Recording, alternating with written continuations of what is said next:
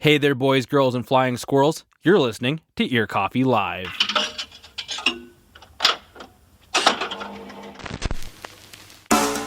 The following is a podcasted version of Ear Coffee Live, a radio show hosted by the founders of Ear Coffee, Joe Keyport and Wesley Mullenberg, and it broadcasts live from 12:30 to 1:30 on the Remnant.fm, a college radio station out of the University of Northwestern St. Paul. My name's Joe Keyport, and I'm joined by Wes Mullenberg. You're listening to Ear Coffee Live. Yes, I think this is the most consecutive weeks in a row we've done this show. In a while. I think our first 2 weeks we did back-to-back. I think so. And that was like we did a full 2-hour show and then a second 1-hour show. Mm-hmm. But, hey, we'll take it. During this show, we'll be talking, it's the end of... Yeah, to actually get onto Ear Coffee Live topics. Since we have entered the first few days of May. Today's Cinco de Mayo. Yep. And yesterday was Star Wars Day. Yes. One's a very white holiday. The other one is not. Literally the opposite. We're going to celebrate with Taco Bell. But anyway. We're going to get a taco bowl from Trump Tower. Exactly. I love the Mexicans. Anyway, we'll be talking about our favorite records from April. Plus, we'll be talking about a couple new singles that were dropped on Friday. Yeah, and maybe touch on the Symptones, excuse me. We've covered them a lot, or Joe has, rather. We had them on the podcast. Joe did a great little write-up for them, but I've actually listened to the album now, so... it was definitely one of my favorite records of April. Yeah, and we'll specifically touch on that in addition to some other hot topics. Ooh, spicy. But April has come and gone, and actually there's a lot of great releases in April that... Especially towards the tail end. Yes, that was one, because March had some really cool releases. Laska released their EP. There's a couple that have missed me that I can't remember off the top of my head, but April really made up for the beginning part, because the beginning part of the year was really great. You had March had a lot of good ones at the tail end, because it had Unturned, Sal Paradise, Getting By. I don't think I've listened to that yet, but I've been meaning to write about it. You mentioned Sal Paradise. What was the other one that got released? I can't remember off the top of my head suddenly. We have In Lieu. They released their debut. That's LP. A debut album. Yeah, it was full length. It had enough tracks to be an album, even if it was still pretty short. 30 minutes. 30 minutes. I respect a good 30-minute record. I do too. I don't have time for anything more than an hour right now. Yeah, unless I'm at my job and I could just put something on, listen to an 80-minute album, or in some cases a 2.5-hour Aphex Twin album. But that's the kind of music you want to put on. This is relaxing and kind of you can appreciate it in the background. But we had In Lieu, we had Symptones who you have covered so gloriously. Yes, they several times. They released their debut record, Irrational Fears, Overreactive Butts. Overactive Imagination. That's it. They released it last Friday. Yeah. And I released my review this Friday. Yeah. So 2 days ago now. Yeah. So that was a really great record. it was just a very American record. Yeah. I think they were just, again, I think I opened it with they're trying to be the next great American band. Because War on Drugs kind of has that vibe where they're just that classic American band. Yeah, very it's heartland rock. Yes, it's that genre. And I'm pretty sure the Symptones are trying to do become the next, and I think they're on their way to doing it with their debut record. So yeah, it took even the War on Drugs 3.5 albums to get to Lost in the Dream, and it only took a major anxiety breakdown or something. So can't wait for that for Taylor, I think. Yeah, the frontman. Yeah, Taylor just had to lock himself in his room and never leave, and then record the entire album himself. Yeah, they released their album. Miyha released their album. Yes, World's Biggest Crush, which was really great. I liked it. It was solid. Yeah. There was some parts where I felt like the spoken wordy stream of consciousness kind of microphones, Phil Elverum parts, vibes that I was getting from it at times were a little much. Yeah, but I think it was, those moments were so few that the rest of the album was great. I only gave it one listen through so far, and it's interesting that not a lot of elements of it stood out to me. It was overall I remember enjoying it. It was a solid solid experience, solid indie rock, kind of pretty straightforward indie rock, and what you might expect from a lot of kind of just fairly straightforward guitar bands from the area. And but beyond that, I don't remember anything really about it besides the lead single, which we covered I think a while ago. Yes. Or even if we didn't, we didn't cover lead single. We talked about it on the show and listened to it. Yes. And enjoyed it. because they came out like right after SAS got their coverage. Yeah, they actually just got. Speaking of SAS, they just got a major band rising interview in Stereogum again. So yeah, and I haven't read through it, but I read through part of it. I'm excited for them. But going back for the Miyha, get us on that Stereogum radar. I know, right? The Miyha.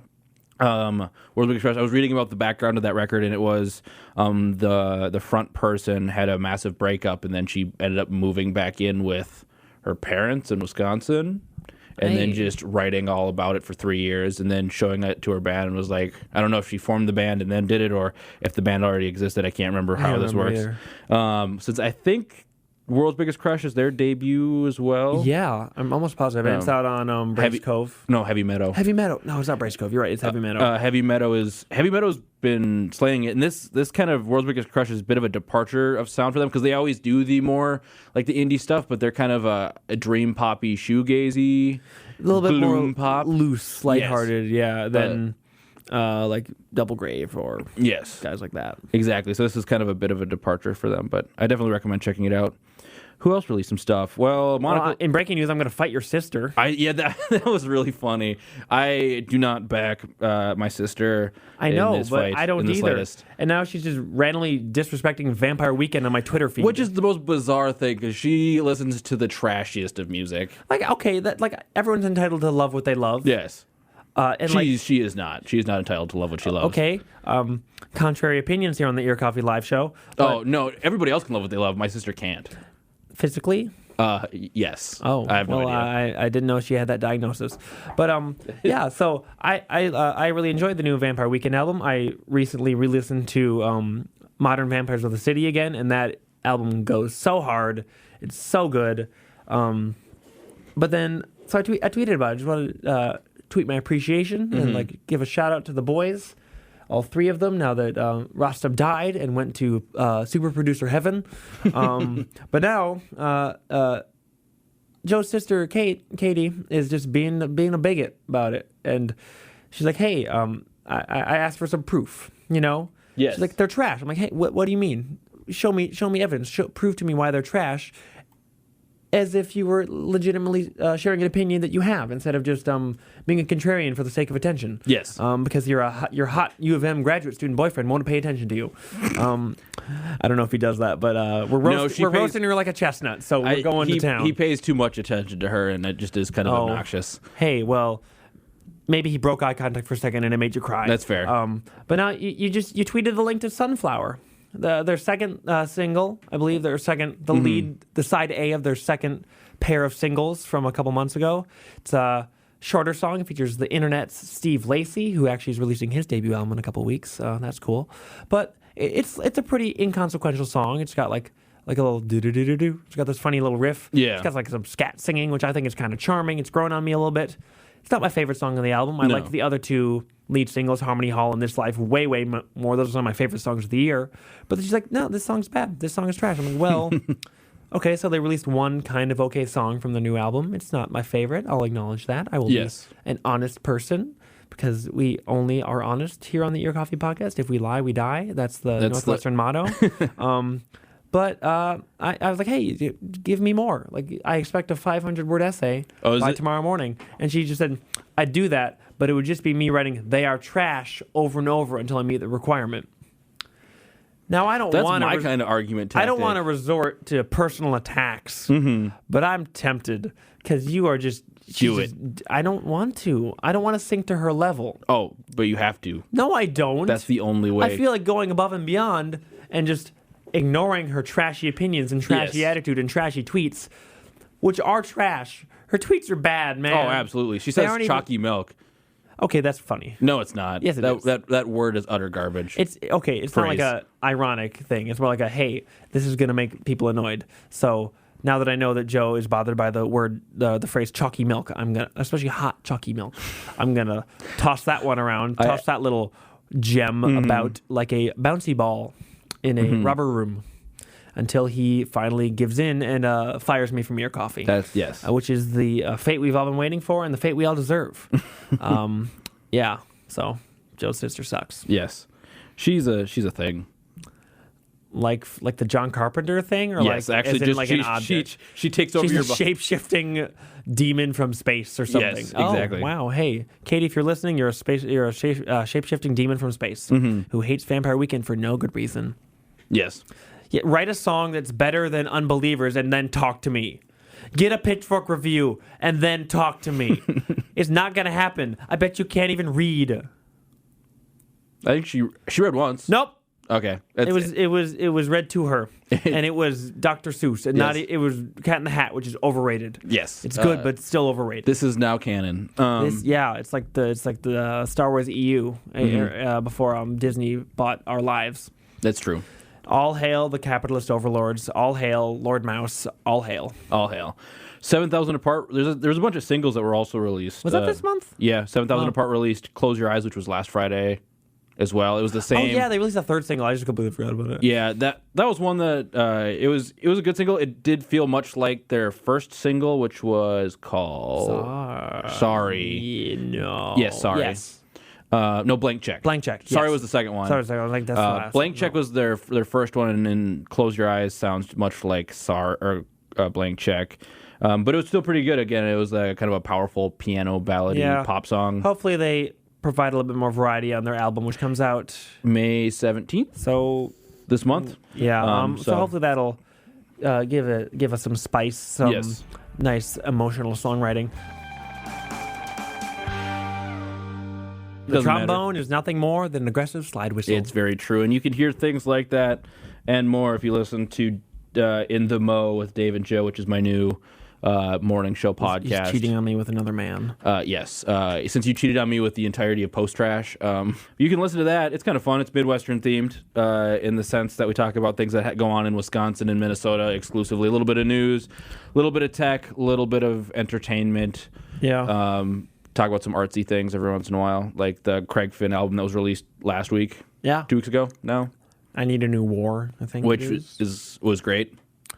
Haven't listened to it? I'm still like catching up on albums from like February. That's fair. And then every time I'm like, I should listen to new music. Then I'm going to listen to sad ambient music instead. Craig Finn's I Need a New War came out this week, and he's not local in the sense of like he lives here, like, but his heart is local. But he's definitely a Minneapolis icon and writes almost exclusively about the Twin Cities and the surrounding towns. Yeah. Which is bizarre. Even though he's like lives in New York now, upstate New York, for a while. Yeah, has lived there since the early 2000s. But he cut his teeth in Minneapolis. He grew up here with Lifter Puller. Lifter Puller, sure, yep. That was the band he was in before the whole study. I just didn't know that. I haven't listened to a ton of Lifter Puller, but it was just very angular is one of the descriptors I read. Oh, so it's post punk. Yes, it was post punk. Because that's the buzzword we use to describe post punk and here in music criticism land. Yep. Yeah. I love tropes. Same. Weirdly specific tropes. Like, yes, skittering hi-hats, trap-inspired beat. Rumbling bass. Slappy drum. No, that's... Slappy drum. That's actually my new art rock band. Slappy drum? Slappy drum. Oh, what was the new band name I had? I can't remember off the top of my head now. Anyway. Oh, Slippery Swine? No. Yeah, actually, that'd be a good one. That's just... That should be... Just that if you joined a band, that would be your like name. Gotcha. There it wouldn't be as good as a band name. It'd be like we're like Hot Pig and the Slippery Swine or something like that. That's better. That's a better one. That's like the John Chuck and the Glass. Like that's the and it's like the chorus to the solo artist. Yeah. Because I wrote a news story about a sheriff's deputy chasing a pig around a county road. You did. And I didn't read it, but I saw that's okay. It really wasn't that exciting, so I had to figure out how to make it exciting. So I used the words petite porker and slippery swine to describe how a sheriff's deputy couldn't catch it. You got to do what you got to do. It's very true. I really wanted to tag the article with pig on pig violence. I decided. I don't think a conservative. Trump country would not have approved. Well, actually, there was a couple of those jokes in the comments, but I know since is Pine City Trump country? Oh, absolutely. Okay, that's what they're only getting more conservative the more I stay there. We love that for you. It's hey, retweet, and share this episode of the podcast if you want Joe to become a Trump supporter. You yeed your last high. You know what I mean? Hey, the cowboy agenda is alive and well. Mm-hmm. Yeehaw agenda, I should say. The Yeehaw agenda. My favorite thing right now is the fact that I slipped some Orville Orville Peck onto your station, onto my station. Which honestly, the pony is it just like Dead of Night? Yeah, just Dead. It's the most passable. Like it's still very country, but compared to but it's also like it's queer country. Yeah, that's the funny thing. It's more authentic than most country that was released within the last year. Yeah, which is really sad. Yeah, because there's this weird trend right now. I'm going to get into this quick, and then we'll talk about the new Kate Malanaphy record. But they're single, not album. There's a trend in country music right now. The big country, we'll say, quote unquote, pop country. Well, it's not even pop country. It's just like every major country star is kind of following this trend, which is we just need to talk. You need to let your listeners know how country you are, which is just referencing classic country things. And there's a series of singles. Toby Keith just released one called "It's I'm Country Bro" or "It's Country Bro," which is just. Is it a Jake Paul cover? No, at first you're like, oh, maybe he's gonna make fun of the fact that you have to bro country as a genre, you have to subgenre. Exactly, he's gonna make fun of it, but no, he fully embraces it to make that cash. I mean, it's Toby Keith. I know he wrote Red Solo Cup. And The Angry American, which is just a song about how, those brown people, we hate them, and we're going to... Hey, that's only more relevant and topical now. I know, right? That should be our new Your Coffee theme song. Because conservatism is the new punk rock. That's true. But I absolutely hate it, and I got into a mild argument with my boss over what is considered country the other day. And just the fact that country can be passed as how country I am? Yeah, I'm going to write a song about it. I'm going to acknowledge trucks and say yeehaw once, and that'll mean I'm authentic. That's the end of my mild rant about how a random country singer on Sub Pop of all places is more authentic than I don't know, something on Big Machine Records. I feel like the fact that he's on Sub Pop means he should have gotten more attention. Yeah. He didn't get any coverage on Pitchfork. No. I don't know if he got anything on Stereo Gum. Might have gotten a single debut or something. Maybe a heavy rotation shout. I think he had a heavy rotation because I remember seeing something an article on him, but I didn't see a ton. I think I saw he got in their best songs of the week roundup, which is still good. Well deserved because it's wall to wall great songs. Yeah. But I feel like just if only because he's on Sub Pop, because a lot of bands, even if they don't really get that much hype, if they're on a well-respected and well-known, kind of underground indie, indie as much as... I use that word loosely, especially with Sub Pop, but because they're pretty much... They're mainstream indie, in a lot of ways. Even if they have a pretty good bar for quality. Yeah. You think that would merit at least some attention from some of the bigger publications. I just haven't seen coverage of him. I saw the one thing from Stereo Gum, and that's what turned, I think, both of us onto him. No, I randomly heard about him on a podcast called Pod Minutes to Cast Night. Oh, you heard them from that? Yeah, and there's one guy who just loves all things queer music. And so he always makes these references to random queer hardcore bands. There's a lot of those. And they're usually pretty good. They're very good. That's how I learned about Year of the Knife. Anyway, but Kate Malanaphy. I always forget. It's okay. I just learned how to pronounce it as well because I can't remember which one. One of the members of Sal Paradise also happens to play in Keep for Cheap, which Kate Malanaphy is a part of. Glue was released on Friday. Yeah. And it is very good. It's very good. I think I feel kind of cliched when I do this, since I'm working on Write Up, not as we speak, but right now. When I say okay, it's the new single, it's their best song yet. Yeah. But I think in this case that is actually accurate. Because her, I think, Over and Under, the EP she released last summer, was I think only 4 or 5 songs. It had some percussion on it, and otherwise it was just piano and voice. Yeah, and that's still the case. But she had some production help from Caleb Hinz of Normal Parents and Happy Children, who are actually gearing up to release an album pretty soon. They just released a single. They released a single or the a other music day. video. Yeah, and it was both. Both, yeah. And then I think the album comes out in 2 weeks. But he's been a busy boy between baby boys. But he's been very busy. And then he made time to work with Kate Malanaphy. There we go. I'm getting it right. His production adds a lot to it. Excuse me, the second half of the song gets mildly synthetic. The drums aren't live anymore. It's they're very they're just produced drums, and then her voice gets some production on it, especially the backing vocals, and it just kind of grows and expands and it's those when it's a TV show intro or something, a movie intro where you have like the text and you have like the central focus, but then like the rest of the thing kind of like starts like gradually like weirdly like fading in, like it's being painted in real time. I'm trying to use the words I would use in the writing, but when you do in the talk, it's not as good. But it's subtle, but it adds a lot, and it gives me hope for her future releases, her future solo releases, because I just don't want her to get painted into a corner sonically, because even after just like the EP, and I think Honey was the single she released before that, it might have been another EP. Excuse me. I just don't want her to be stuck in a box where, it has to be like piano and voice and maybe some drums. Because like the songwriting's good, her voice is obviously phenomenal. It's the most like essential aspect of her work, of what she's just kind of created for herself. And I'm assuming any live performances, solo or with Keep for Cheap.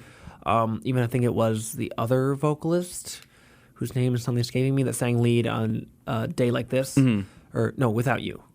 Day Without You. We're getting there.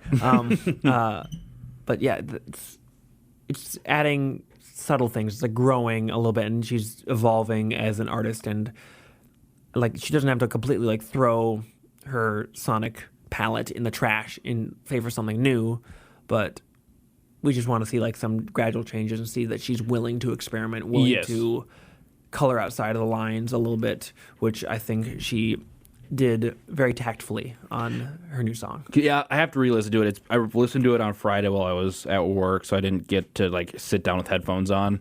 But there is something you can do with a very simplistic approach to a song.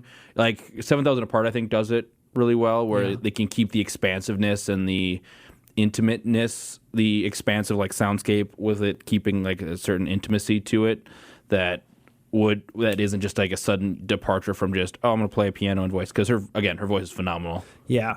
And I imagine that would almost be more effective in a live setting, just because it's great on record, but you just would be that much more transfixed by it, seeing it actually come out live. What happened to your mic? I turned it off because I was clicking my pen. Oops. You do that sometimes. I do that. Can't do. I'm an adult. Yeah, so it's a really good song.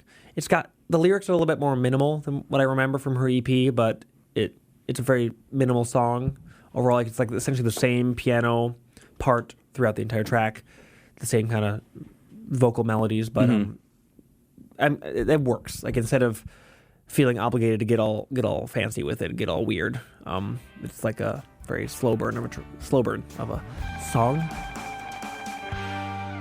Earlier in the show, we were talking about the saga that was my sister Katie arguing with you, tweeting at me incorrectly over Twitter about Vampire Weekend, and I knew she was wrong when I saw it. I'm not a Vampire Weekend fan just because I really haven't listened to them. When they were first kind of like, when I was first coming into consciousness that was indie music, I was a townie who lived in northern Minnesota. And only listened to heavy metal. Exactly. And so I thought indie music was really whack. Hey, I think that was the first Cookie Monster growl on the station. Probably. No, David Kelso had a bit where he did a bunch of death metal promos for the station that were really funny. Anyways. So we have an update to this saga, which is my sister being wrong. Yeah, she just texted me at 1:15 on Sunday, May 5th, Cinco de Mayo, 2019, the year of our Lord, the year of Donald Trump's Lord. Yes, praise be Cheeto Man, praise be white America. She texted me also, is Vampire Weekend actually trash, or am I fighting a losing battle? So that means she definitely is. She's just a fake hater. She's just crying out for attention because, as I said before, her rich boyfriend won't stop looking at her, and he blinked for a second and she couldn't handle the lack of contact. He leaves to go live his life, and she just starts shaking because she's so upset. And then she's like, I'm going to go on Twitter and angrily tweet things that I don't even know. She is the epitome of whiteness. She is bread. She is bread incarnate, and I hope she gets put in a toaster. Then she'll come out with some culture. Yikes. But the Vampire Weekend has a song on their new album called Unbearably White. It's about you, Katie. It's about you. Because you are unbearably white. You are milk toast. Yes. Well, that is the end of the saga. I will probably text her back later. Just get it, record an audio bit of that on your phone and text it to her with no context. Please do that. I want her to feel sad. Okay. I'm going to text her after we're done. Saying, after we're done, yes. I'm going to text her and be like, well, you're now an arc on the newest episode of the Ear Coffee podcast. So yeah, so this you'll actually get to hear this in case you're not listening live, which I doubt that you are. But anyway, everything's a lie. Don't believe anything you hear on radio unless it's some Ben Shapiro. It's true. Conservatives punk rock. With that being said, my name's Joe Keyport, and I'm so sorry. Ear Coffee forever.